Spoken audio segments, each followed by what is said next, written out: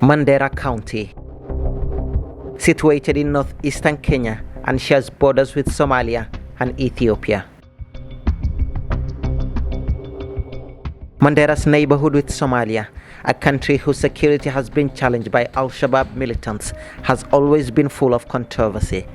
Mandera County's proximity to Somalia has made terror cross borders and disrupt peace and tranquility in the county. The county's economy has ever since been on downward trajectory, creating hopelessness and despair. Local traders like Hassan Ibrahim can attest to the impacts of insecurity in the county. We used to leave before it gets dark when there is insecurity. They used to put curfew and we are afraid of militias.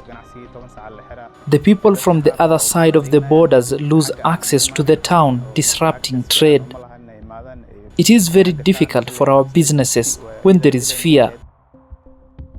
The Somali-based militant group Al-Shabaab have been eliminating non-Muslim Kenyans and government officials in the county. This became a trend after Kenyan soldiers invaded Somalia in a peacekeeping mission more than a decade ago. In return, the militants have been pushing to radicalize youth from the county to join their movement and aid in heightening their offensive on Kenyan soil. As a fact that this is a bad team. They are never good, they don't have good faith, they have no religious faith that they are following. Islam does not accept what they are doing. The public do not accept what they are doing. The country does not accept what they are doing. They are there to divide the people. They are there with bad motives. And therefore these motives of theirs are negative for development and negative for societal togetherness. Knowledge Management Fund has supported a 9-month research project based on radicalization and violent extremism. The project was implemented by Young Africans for Peace and Development. Simultaneous consultative meetings with non-locals in Mandera County were held to understand their status.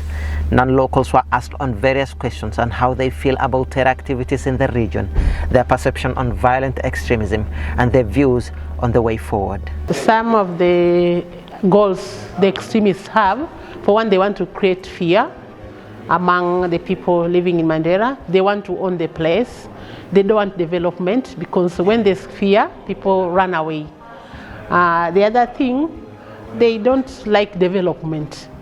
Yeah, when people live in peace and harmony, we can create jobs and we can live in harmony.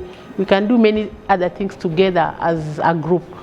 Most of these guys are lured entering these groups because the level of poverty in the area. People don't have food, people don't have money, they don't have shelter. So for the only way to survive is to cross over. They are given good money so that they can carry out those activities. Most of youth in the county have attributed radicalization of the young population to joblessness and substance abuse, with concerned departments too agreeing that unemployment is a contributing factor to growth of violent extremism in the county. When you finish school and find others who completed university with degrees and are jobless, then probability is high for you to join these groups after finishing high school if you are sure to be paid huge amounts of money. These are the reasons. The other thing is drug addiction. If someone doesn't have a job, then he'll find ways to find money to buy drugs. They recruit forcefully. At the same time, they urge youths who are unemployed to join them as a result of giving them false incentives like marriages, money, but later those guys who are recruited regret why they joined them. So it is not in the interest of the public to support these people completely. They are known to be bad people. However, they get opportunities as a result of the situations which are there, like unemployment, the drought, the diseases which were there that have brought locks into the system of economy and so many things.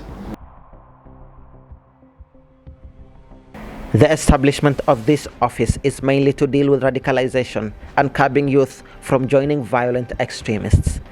Although the war on terror and youth radicalization hasn't fully bore fruits, Peace-building organizations such as Young Africans for Peace and Development have come in to bridge these gaps. Our thematic area is peace building and conflict management, youth and women empowerment, livelihood innovation. We are today partner with Knowledge Management Fund to have a research on enhancing community resilience on countering violent extremism in Mandera Triangle for 9 months. To do a community consultation to understand what are the issues, what leads now to the youth to join violent extremism organization, and what are the root causes in terms of addressing some of the conflict. And understand right now we are experiencing various challenges in terms of human trafficking, violent extremism, and also drought. And especially we are in a pandemic of the COVID-19. How now do we come up with a constructive solution so that now we can manage? And we are going now to engage religious leaders, youth organization, women organization, and also we are going now to engage even the government official and peace actors in Mandera.